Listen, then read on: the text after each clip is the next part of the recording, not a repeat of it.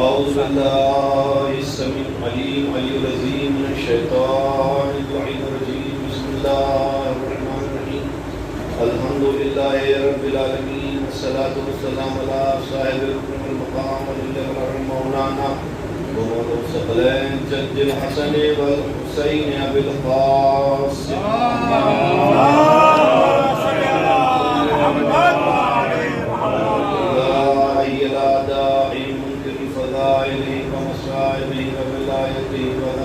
أجمعين ويومنا هذا إلى قيام يوم الدين. بسم الله الرحمن الرحيم. قال الله سبحانه وتعالى في كتاب المجيد والفرقان الحميد. بسم الله الرحمن الرحيم. إنما وليكم الله ورسوله والذين آمنوا الذين يقيمون الصلاة ويؤتون الزكاة وهم راكعون. صلوات بالله محمد وآل محمد. گرامی بزرگان ایمانی، اداکاران امام حسین مظلوم کربلا، یہ اداکار امام حسین کے سال ثواب کی مجلس ہے اور عاشقان اہل بیت کا دستور یہی ہے کہ جب کوئی اپنے میں سے گزر جاتا ہے تو اس کے لیے یہ سال ثواب میں مجلس سے حضرت آقا عبداللہ حسین کا انعقاد ہے، اور جب بھی مرنے والے کی یاد آتی ہے تو اس کے لیے احسان ثواب کے لیے مجلس امام حسین کو جو ہے وہ احسان ثواب کیا جاتا ہے. اور چونکہ اللہ کے رسول کی یہ بھی حدیث ہے کہ ہم تمہارے درمیان دو چیزیں چھوڑ کے جا رہے ہیں، ان میں کتاب اللہ ترتی و اہل بیتی. تو ہم لوگ اپنے مرنے والے کو احسان ثواب میں قرآن کی تلاوت بھی اس کو احسان ثواب کرتے ہیں، اور آل محمد کے فضائل اور مسائل بھی احسان ثواب. نہ ہم لوگوں کی یہاں یہ ہے کہ قرآن کو چھوڑ کے احسان ثواب کیا جائے گا، نہ یہ ہے کہ فقط قرآنی احسان ثواب کیا جائے گا. اس لیے کہ اللہ کے رسول پہلے ارشاد فرما چکے ہیں کہ دونوں چیزیں حوض کوثر کے اوپر مجھ سے آ کے ملیں گی، تم مجھ سے تمسک اختیار کرے رہو اگر چاہتے ہو کہ ہم سے ملاقات کرو اور فلاح پا جاؤ. عزیزان گرامی کی آیت شریفہ کی میں نے آپ کے سامنے تلاوت کری. اس آیت کریمہ میں مولا متقیان حضرت علی امیر المومنین علیہ اللہ اور ان کی ولایت کے اس بات میں جو ہے یہ آیت جو ہے وہ نازل ہوئی. اور اگر آپ اس آیت کی تعویل اور تنزیل اور شان نزول ان سب کو دیکھنا چاہیں گے تو آپ کو ظاہر بالکل ساتھ ساتھ دکھ جائے گا کہ رسالت مان مسجد نبوی میں نماز پڑھا رہے ہیں مولا کائنات، اور تمام اصحاب کرام جو ہے وہ نماز پڑھ رہے ہیں. اور اتنے ہی میں سائل آتا ہے اور آنے کے بعد سوال کرتا ہے کہ اللہ کے نام پہ دے دو، سب نماز پڑھ رہے ہیں. اس کا ایک بار سوال رد ہو گیا، دوسری بار رد ہو گیا. جب تیسری بار اس نے سوال کیا اللہ کے نام پہ دے دو، جب جواب نہ ملا تو یہ کہہ کے پیچھے ہٹنے لگا، کیا پروردگار تیرے گھر سے بھی آج خالی ہاتھ واپس لے جائیں گے؟ تو جو خانہ کعبہ میں پیدا ہوا تھا، جو خانہ کعبہ کا وارث تھا، اس نے جیسے ہی یہ سنا تو اس نے فوراً اشارہ کیا اور اپنی دست مبارک کو آگے بڑھایا. سائل بھی کوئی چھوٹا موٹا سائل نہیں تھا، وہ بھی سمجھتا تھا کہ ولی اللہ کا اشارہ کس چیز کی طرف ہے، ولی اللہ کا اشارہ کس چیز کی طرف ہے، جانشین رسول کا اشارہ کس چیز کی طرف ہے، مفسر قرآن کا اشارہ کس چیز کی طرف ہے، وارث قرآن کیا بیان کر رہے ہیں اس وقت حالت رکوع میں.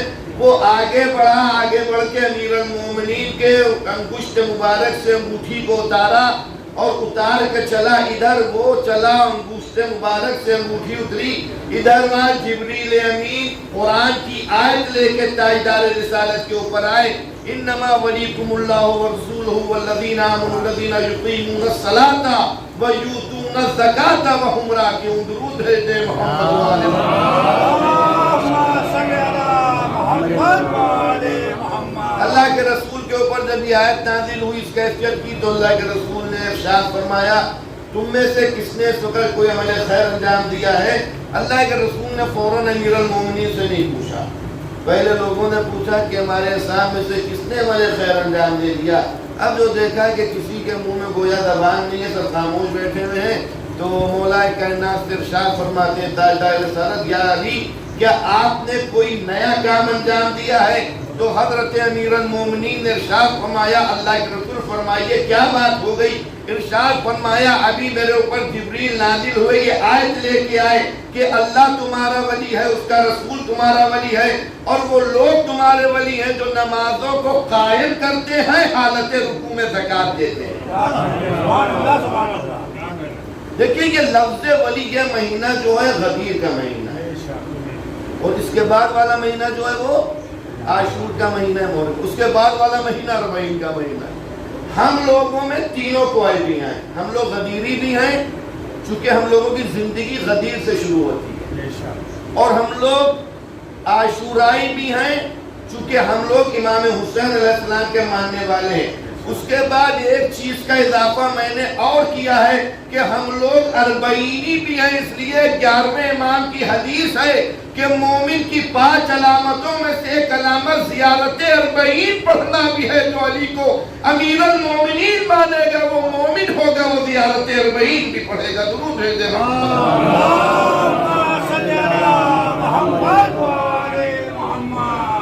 تو ہم لوگ اربعینی بھی ہیں اور غدیری بھی، لیکن ہم لوگوں کی زندگی جو ہے غدیر سے شروع ہوتی ہے اور کربلا کے اوپر ہم لوگوں کا تتمہ ہے، اختتام ہے۔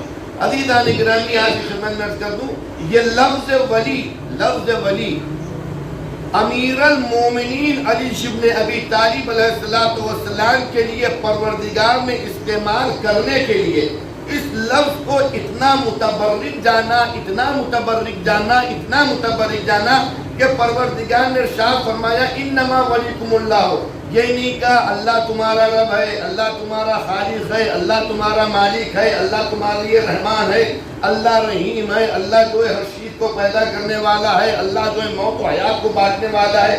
پھر اس کے بعد کہتا ہے کہ اب جو ہے یہ رسول تمہارے ولی ہے، اور اس کے بعد جو ہے وہ حالت رکوع میں زکوٰۃ دے وہ تمہارا ولی نہیں۔ اللہ نے اس ولایت کے جملے کو اپنے لیے بھی استعمال کیا کرنے کو کہ اللہ تمہارا ولی ہے، اس کے بعد اللہ کا رسول تمہارا ولی ہے، اس کے بعد وہ تمہارا ولی ہے کہ جو حالت رکوع میں زکوٰۃ دیتا ہے۔ یعنی جس طرح سے اللہ کی ولایت، جس طرح سے رسول اللہ کی ولایت، اسی طرح سے حضرت مولانا علی امیر المومنین کی ولایت ہے۔ درود بھیجتے ہیں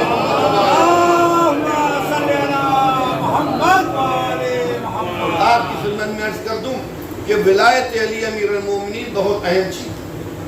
اگر علی کی ولایت ہے تب تو پوری زندگی کا نیالہ ہے، بالکل سیدھی باتیں ہیں، اور اگر علی کی ولایت نہیں ہے تو انسان خانہ کعبہ کا کبوتر بنتا ہے، صبح شام آب زمزم سے غسل بھی کرے اور وضو بھی کرے، اور خانہ کعبہ کے اندر ہی جوف کعبہ کے اندر نماز پڑھے، حج اس نے پوری زندگی بھر انجام دی ہوں، عمرے اس نے لا تعداد انجام دی ہو، دور سے آ کے پیدل عمرے انجام دی ہو، کوئی احد کے برابر راہ خدا میں سونا بھی اس نے خیرات کر دیا ہو، مگر یاد رکھیے اللہ کے رسول نے ارشاد فرمایا اگر وہ بے جرم و خطا حالت احرام میں صحیح کرتا ہوا قتل بھی کر دیا جائے گا۔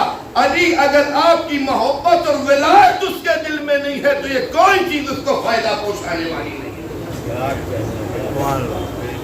کوئی چیز فائدہ پہنچانے والی نہیں۔ ہمارے اور آپ کے 5ویں امام حضرت امام محمد ہمارے 5ویں امام نے ارشاد فرمایا، دیکھیے عزیزان گرامی، یہ وہ چیز فائدہ پہنچانے والی، اس لیے امام کیا ارشاد 5ویں امام کہتے ہیں، ارشاد فرماتے ہیں کہ روز محشر، جب میدان محشر میں پروردگار سب کو جمع کرے گا، ہم میدان محشر چاہے وہ لوگ جو اہل سنت کے تمام کتب میں یہ بھی ہے کہ میدان محشر کے لیے پروردگار کسی میدان کا استفادہ کرے گا، میدان عرفات، میدان عرفات جہاں حاجی جاتے ہیں کہتے اسی کا استفادہ کیا جائے گا، اور اسی کو جو ہے اسی میں آدم سے لے کے الى یوم القیامہ خاتمے تک کی تمام بندگان خدا کو جمع کیا جائے گا۔ یہاں کے اوپر میں ایک چیز اور کہتا ہوں، وہ میں یہ کہتا ہوں کہ جو لوگ اربعین کے اوپر اعتراض کرتے ہیں کہ اربعین میں کربلا اتنی تھی، کیپیسٹی اتنا بڑا مجمع کیسے آ جاتا ہے، یہ حدیث تم لوگوں کے گلے سے اتر جاتی ہے، حلق کے نیچے چلی جاتی ہے کہ آدم سے لے کے خاتم تک کے بندگان خدا کو پروردگار روز محشر میدان عرفہ میں تمہاری روایت میں کہ وہاں کے اوپر سب کو جمع کرے گا جس کی کیپیسٹی 20 سے 30 لاکھ سے زیادہ ہے نہیں، غالباً 20 لاکھ ہے. 20 لاکھ لوگوں کی جو ظرفیت جگہ رکھتی ہے میدان، اس کے اندر آدم سے لے کے خاتم تک کے لوگ جمع ہو سکتے ہیں. اور جو کربلا امام حسین کی اگر اس میں کئی کروڑ آ جائیں تو اس میں حیرت و تعجب کی بات کیا ہے. درود بھیج دیں.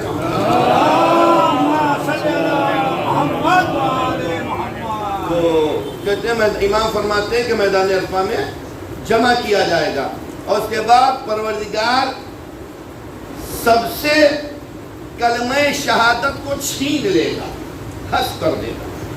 یعنی لا الہ الا اللہ کو حذف کر دیا جائے گا، لے لیا جائے گا. اللہ جس کے دل میں علی ابن ابی طالب کی ولایت ہوگی.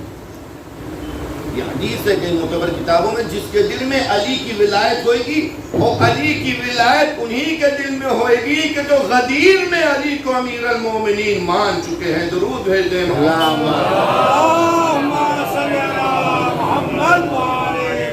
صرف انہی کو جو ہے قبول کیا جائے گا، اس کے علاوہ تمام کے تمام لوگ جو ہیں پیچھے کر دیے جائیں گے.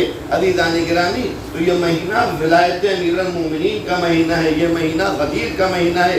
یہ مہینہ تمام مہینوں سے اگر آپ اس حساب سے دیکھیں گے تو سب سے بہتر نظر آئے گا، چونکہ اسی مہینے میں حضرت مولانا علی امیر المومنین کو دونوں ہاتھوں سے غدیر کے میدان میں بلند کر کے کہا تھا من کنتو مولا ہو فہا. درود بھیجیں.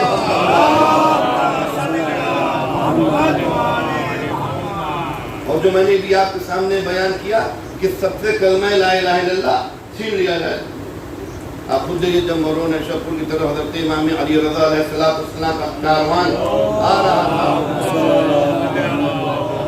اور ایک ازدحام تھا، اور کبھی آگے امام کی سواری بڑھ رہی ہے، کبھی پیچھے پہ. جیسے مثال کے طور کے اوپر یہاں کے اوپر 21ویں رمضان کا تابوت دیکھتے ہیں، کبھی ادھر آ رہا ہے کبھی ادھر جا رہا ہے. اور مجمع جو ہے علماء کا اور متقین کا پرہیزگاروں کا مجمع سب سے آگے آگے لگا ہوا. اس کے بعد کیٹیگری مجمع کی بنی ہوئی سب لگے ہوئے ہیں. اور وہیں کے اوپر عزیزان گرامی لوگوں نے امام علیہ السلام کے ہاتھوں کو، امام کے سامنے اپنے ہاتھوں کو جوڑا. اور امام کے سامنے اپنے ہاتھوں کو جوڑنے کے بعد لوگوں نے کہا امام علیہ السلام کے سامنے ہاتھوں کو جوڑ کے مولا کیا خوب ہو کہ اپنے چہرہ انور سے ذرا سی نقاب ہٹا دیجئے تاکہ ہم بھی نور جمال محمد کی زیارت کر لیں. کیونکہ اولنا محمد وآخرنا محمد وآوسطنا وکلنا کر لیں. تو امام علیہ السلام کی سواری کا تشریف فرما تھے. اس سواری کے اوپر جو ہے وہ محمل تھی، اس کے اوپر پردہ پڑا ہوا تھا اور امام اس کے اندر تشریف فرما تھے. یہاں تک کہ جب چاہنے والوں نے بہت امام سے ارشاد فرمایا اور بہت امام سے کہا کہ مولا اسرار کہ مولا ذرا سا اپنے چہرے مبارک کو دکھا دیجیے، ذرا سا چہرے مبارک دکھا دیجیے. تو امام علیہ السلام نے ایک ذرا سے پردے کو ہٹایا. جیسے ہی پردہ ہٹا لوگوں نے نعرے تکبیر بلند کرنے لگے اور رسالت ماں کو یاد کرنے لگے. عزیزان گرامی، تو ہمارے اور آپ کے 8ویں امام نے پھر پردے کو جو ہے وہ گرا دیا.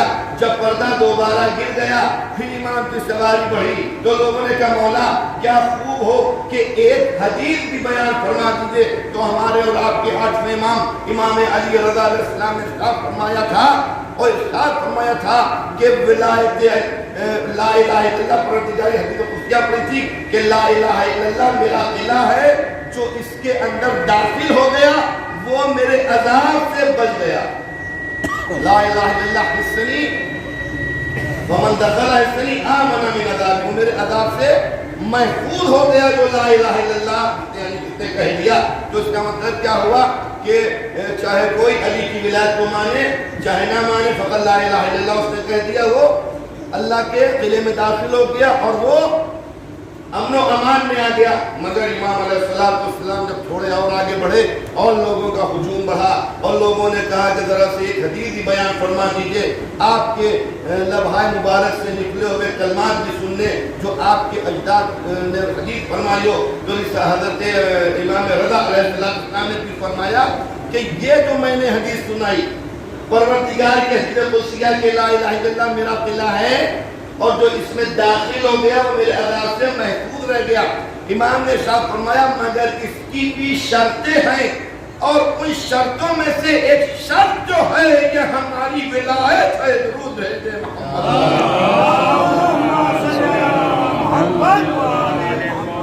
یعنی ہر لا الہ الا اللہ کہنے والا جو ہے وہ نجات نہیں پائے گا۔ ہر لا الہ الا اللہ کہنے والا نجات نہیں پائے گا، بلکہ نجات وہی پائے گا کہ جو لا الہ الا اللہ کے ساتھ ساتھ محمد رسول اللہ کے ساتھ ساتھ علی ولی اللہ کی بھی گواہی دے گا۔ درود بھیجے محمد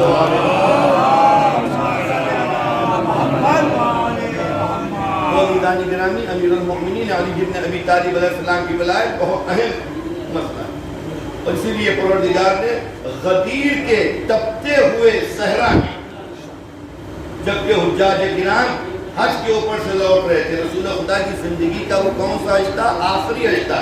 رسول خدا یہ کہہ چکے تھے کہ اب ہمارا جو ہے کار رسالت بہت جلدی ختم ہونے والا ہے، اور ہمارا جو بلاوا جو ہے وہ اوپر سے آنے والا ہے، اور لوگوں کو پیشین گوئیاں کر چکے تھے، جس طرح سے حضرت مولانا علی امیر المومنین السلام نے اپنے چاہنے والوں کو پیشین گوئیاں فرما رہے تھے کہ جو ہے مجھے قریب قتل کر دیا جائے گا، بنی مراد کے قبیلے کا نامراد جو ہے مجھے ویسے ہی رسالہ ماں ارشاد پیشین گوئیاں کرتے تھے کہ بن قریب جو ہے پروردگار کی بارگاہ میں جانے والے۔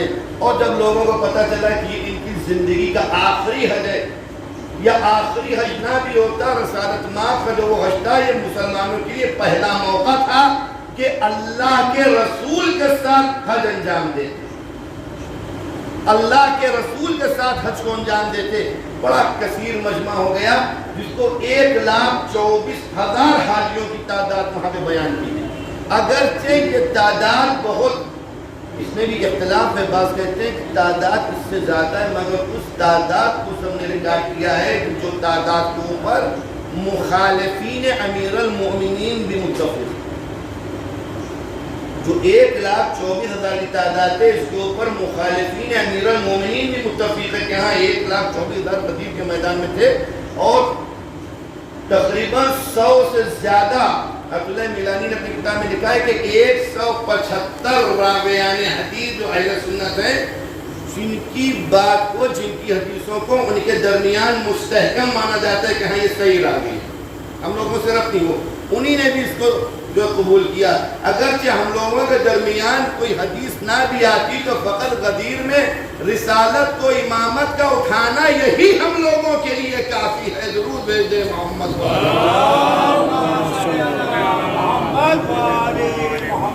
یہی ہم لوگوں کے لیے کافی ہے۔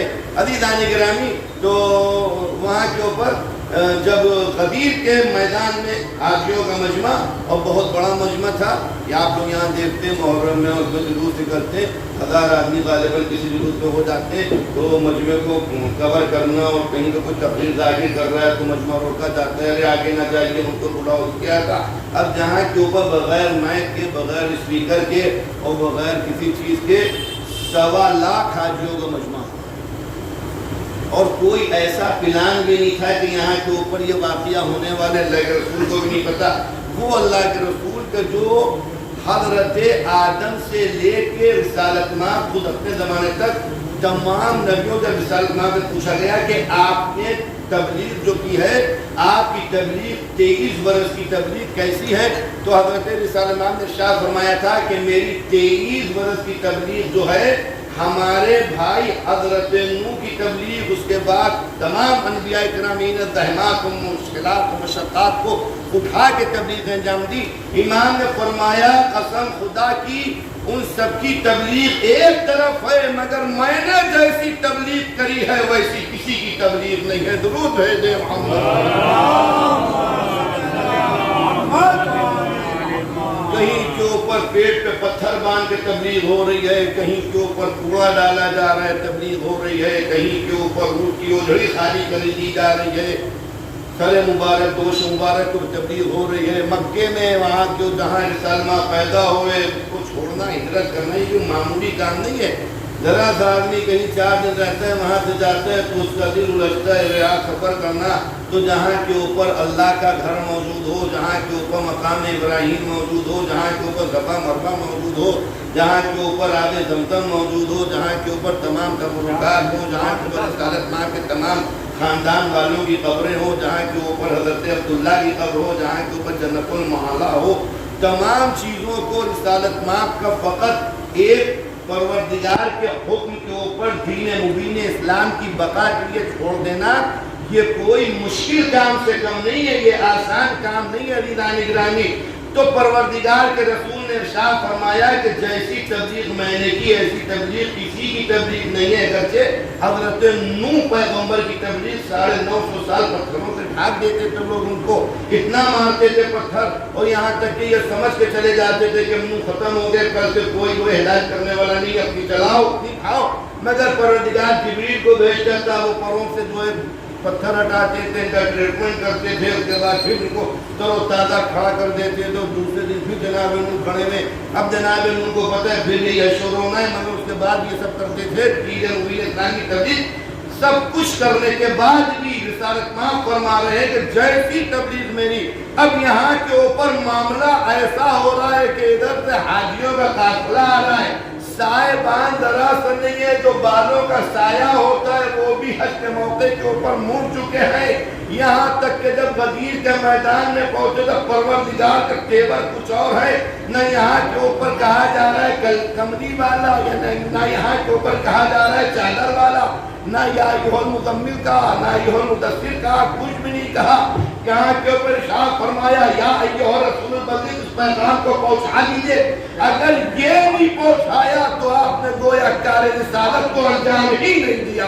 درود ہے دے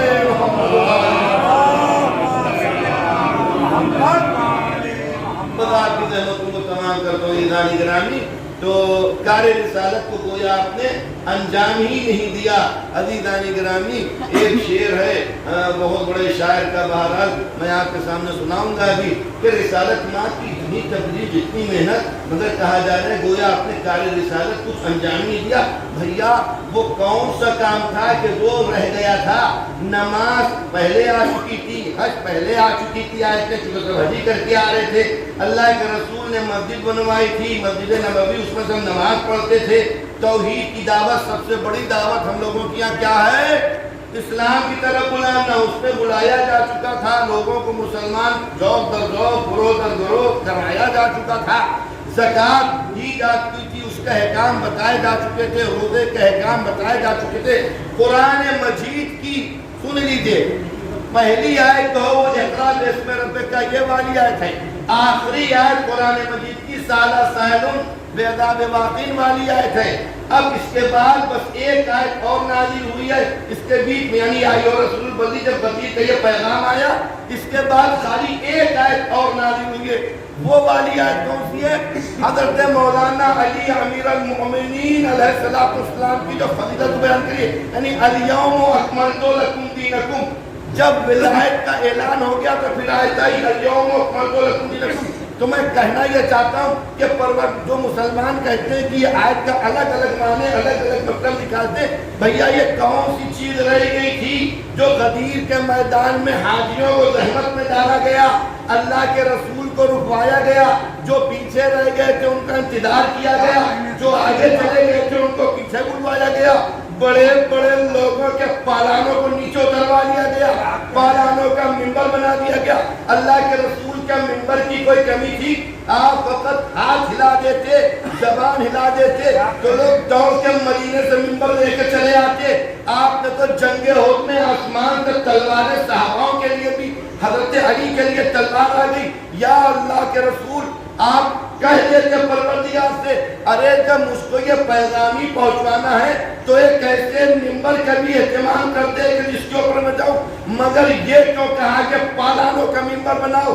چونکہ اعلان بھی عجیب و غریب تھا، اور اس کے بعد جب خطبہ دے چکے تو ارشاد فرمایا من کنت مولا ہو فہذا علی المولا۔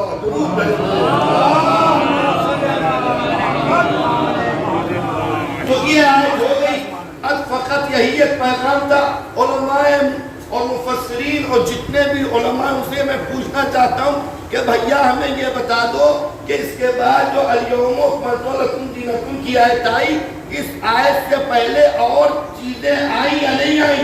तमाम चीजें आ चुकी थी या यो रसूल बल्लिग वाली आयत से पहले, मगर उस वक्त दीन कामिल नहीं हुआ।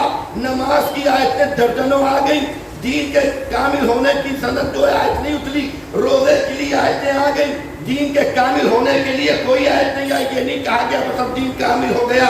अल्लाह की वहदानियत के ऊपर सैकड़ों आयतें आई, मगर ये नहीं कहा गया कि दीन कामिल हो गया। तौहीद के ऊपर आयतें आई, खुद हज़रत मोहम्मद मुस्तफ़ा सल्लल्लाहु अलैहि वसल्लम के लिए पूरा सूरह मोहम्मद आ गया, मगर दीन कामिल नहीं हुआ। अरे भाई, परवरदिगार ने रिसालत मार्ग के जरिए तमाम अवामिर पहुंचा दिए गए, तमाम नवाही पहुंचा दिए गए। नमाज पढ़ो, रोजा रखो, हज करो, खुम दो, ज़कात दो, जिहाद करो, इताअत वालिदैन करो, तमाम वाजिबात बयान कर दी गए, तमाम मुनकरात को बयान कर दिया गया। शराब न पियो, जुआ न खेलो, तमाम चीजें जो थी वो बयान कर दी गई, मगर इन सब के बाद आए इकमाल नहीं आई। अल-यौम अकमलतु लकुम दीनकुम विलायत तेरी की आई थी, मगर ये आयत आई तो कब आई? जब गदीर के मैदान में अली की विलायत का ऐलान हो गया, तब परवरदिगार ने कहा लो अब दीन पूरा कामिल हो गया। दुरूद भेजे।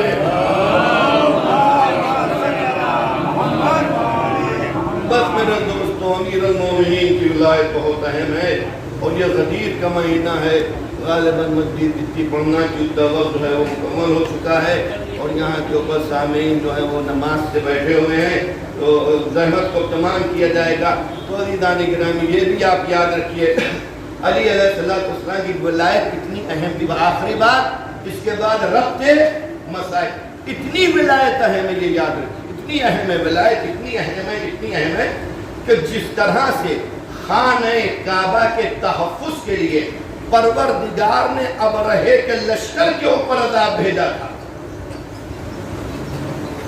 उसी तरह से परवरदिगार ने मौलूद काबा की विलायत के तहफ़्फ़ुज़ के लिए हारिस बिन नोमान के ऊपर जब उसने कहा कि मेरे को अज़ाब नाज़िल हो जाएगा, कि अल्लाह की तरफ से पैगाम आया या नहीं आया? पर मेरे रसूल रसूल रहमत हैं। इससे पहले भी साला साइल की आयत से पहले भी ये जो है हारिस बिन नोमान के अज़ाब मांगने से पहले भी कई बार लोगों ने रिसालत मार्ग से कहा कि मेरे ऊपर अज़ाब आ जाए, कुरान में मौजूद है। और उसके बाद जो है वो अज़ाब नहीं आया और कुरान की आयत आ गई, आप इसके अंदर मौजूद हैं, आप नबी रहमत हैं। वहाँ पे क्या मामला था? कोई कह रहा है कि माफ करें को निजात पहुँचोगा, नहीं पाते, चांद के दो टुकड़े कर दिए, पूरा तो मगरिब से पलटा दे, तमाम काम कर दिए, पहाड़ों को इधर उधर कर दिया, पानी को जो जमा के रख दिया। उसके बाद जो आदमी जो खा के आया, कह रहे आप अल्लाह के रसूल ने बताइए हमने क्या खाया है, तो अल्लाह के रसूल ने कहा फ़कत ये पूछ रहा, अगर कहे तो वो चीज़ अंदर से निकल के आके बता दे कि किसने हमको खाया। मिसाल के तौर पर हज़ारों मौजिज़ात नबी है, मगर लोगों ने कहा कि हम आपको नबी नहीं मानते, आप जो है हमारे ऊपर अज़ाब नाज़िल हो जाएगा अल्लाह की तरफ है। तो रसूल के ऊपर रहता है कि इन पे अज़ाब नहीं नाज़िल होगा। क्यों? इसलिए कि आप इनके अंदर मौजूद हैं, आप रसूल रहमत हैं। ए भैया, वहाँ के ऊपर भी तो रसूल रहमत मस्जिद में थे, वहाँ के ऊपर भी अज़ाब नहीं आना चाहिए था। जब साहिल ने सवाल किया कि अली या रसालत मार्ग आपने ये क्या किया, वो जो था वो हज में मौजूद था, लेकिन गदीर में आने से पहले उसको कोई काम था, वो कहीं और चला गया था। जब बाद में लौट के मदीना उसके होश उड़ गए, पैर के नीचे से जमीन निकल गई, वहाँ पे होता तो मरी जाता सुन के कि फ़कत रसूल ने कहा ही नहीं था, हाथों पे बुलंद करके दिखाया भी था, तब तो उसकी सत्यानाश हो जाती। कहने लगा कि ये आपने क्या कर दिया, आपने कहा नमाज रोजा सबको कहा मैंने माना, मगर अब आपने तो अपने भाई को हमारे सरों के ऊपर मुसल्लत कर दिया, हमारे नफ्सों के ऊपर को वली बना दिया। اللہ کے رسول نے کہا بھائی میں نے اپنی طرف سے نہیں کہا. کہنے لگا کہ اگر اپنی طرف سے ٹھیک ہے کہ اللہ کی طرف سے پیغام ہے. کہنے لگا ٹھیک ہے اگر آپ نے یہ اپنی طرف سے کہا ہے تو کوئی بات نہیں, آپ بھائی نے بھائی کی محبت میں ہر آدمی بھائی کو دیتا, آپ نے بنا دیا ختم کہانی, کوئی بات نہیں مانتے تھے. مگر اگر یہ اللہ کی طرف سے پیغام ہے تو میرے اوپر ابھی عذاب نازل ہوتا ہے. ادھر مسجد سے باہر نکلا, ایک آگ آئی, آ کے اس کو جلا کے راکھ کر کے چلی گئی. درود بھیج دے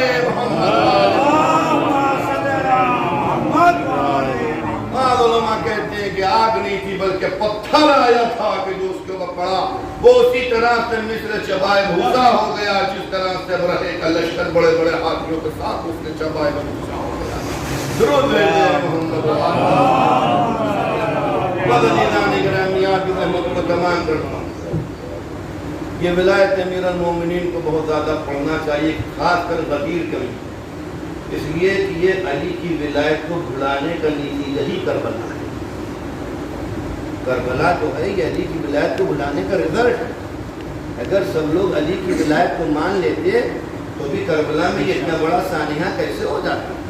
کیونکہ کربلا کے اندر کن لوگوں سے امام حسین کا مقابلہ تھا؟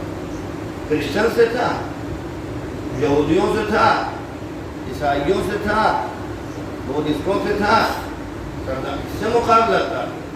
تو بیچارے یہاں سے مدد کرنے گئے, وہاں پہ کبھی تو عیسائی تھے, وہ تو حسین ابن علی کے ساتھ آ گئے, اس سے مقابلہ تھا. عزیزان گرامی, کربلا کی جنگ جو تھی وہ امام حسین علیہ السلام سے جو ہوئی تھی وہ مسلمانوں سے, اور حسین ابن علی بھی ولایت علی امیر المومنین کے تحفظ کے لیے کربلا میں آئے.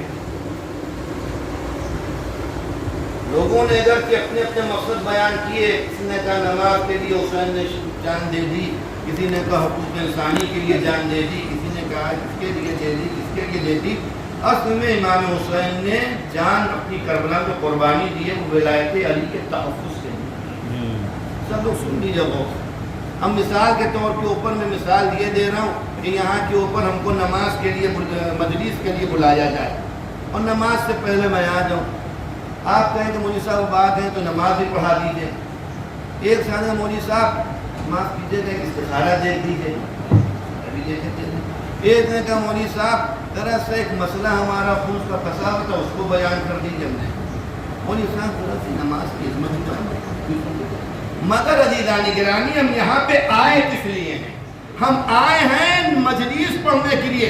اب ان مجلس کے طفیل میں ہم نے نماز بھی پڑھائی, ہم نے استخارہ بھی دیکھا, ہم نے مسائل دینیا بھی بیان کر دیے. حسین ابن علی بھی ولایت علی کے تحفظ کے لیے میدان کربلا میں آئے. اب اس کے نیچے نماز آئی, وہ بھی بچ گئی. حج آیا, وہ بھی بچ گیا. خمس آیا, وہ بھی بچ گیا. زکات آئی, وہ بھی بچ گئی. درود بھیج دے محمد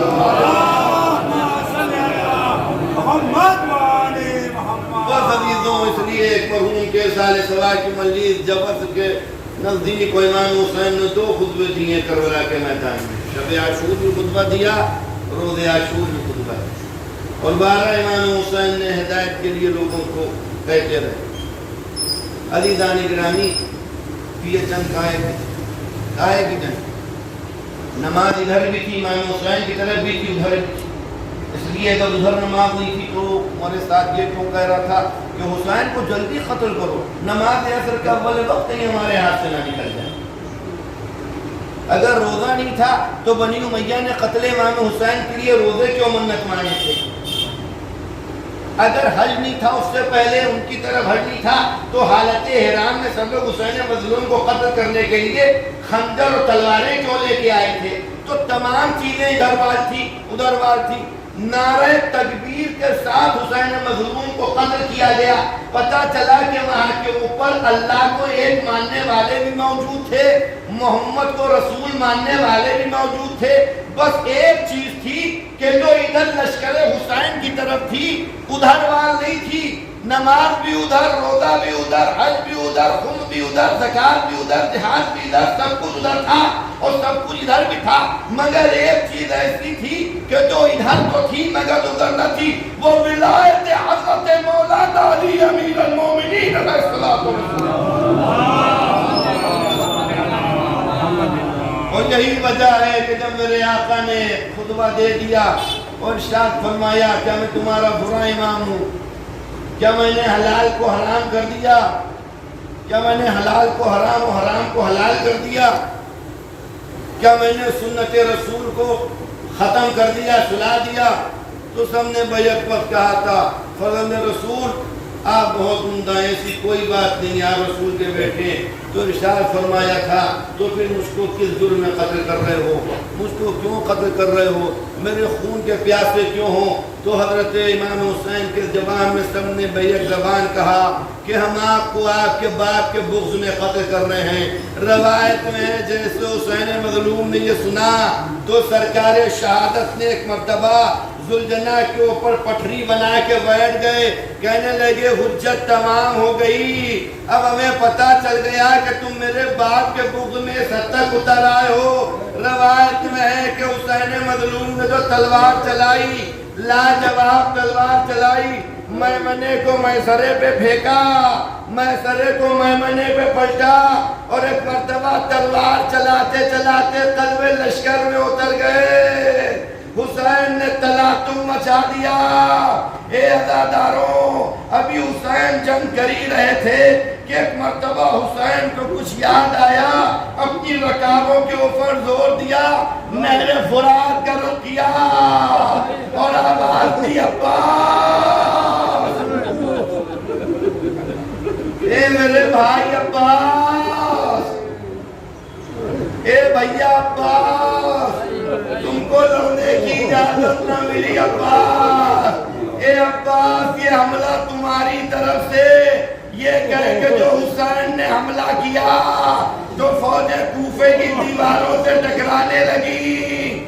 ہاں داداروں، حسین مظلوم جب حملے کرتے کرتے تلوار چلاتے چلاتے تھک جاتے تھے، زور محسوس کرتے تھے تو کچھ لمحے کے لیے تلوار کے لہو کو پوچھتے تھے اور تلوار سے ٹیک لگا کے حسین مظلوم اپنے کو سستاتے تھے۔ ہاں داداروں، روایت میں ہے کہ پھر حسین نے نوجواب حملہ کیا، اور اب حملہ یہ کہہ کے کر رہے ہیں، ایک مرتبہ اپنے جوان بیٹے سے مخاطب ہوئے، لاش اکبر کی طرف آئے، اے میرے بیٹے علی اکبر، ارے آپ کہتے تھے بابا، اے بابا آپ کی جنگ میں نے نہ دیکھی، یہ کہتے ہوئے حملہ کیا، اے علی اکبر، ارے لو باپ کی جنگ دیکھ لو، اے عزاداروں لاجواب حملہ کیا، ہزاروں کو فنار کر دیا۔